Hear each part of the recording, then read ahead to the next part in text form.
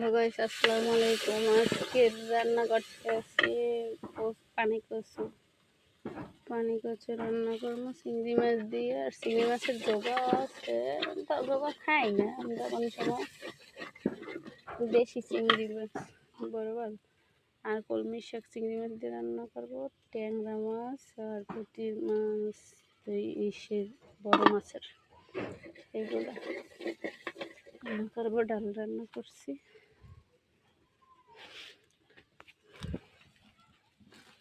আমরা লাকড়ির চুলোই সচরাচর সবসময় রান্না করি। এমনি যা এমনি বিকালে নাস্তা বানাই, সব বানাই এলে চুলায়, ওই গ্যাসের চুলায়।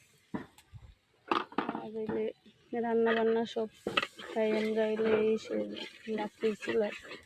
লাকড়ির চুলার ছাড়া মজা লাগে না।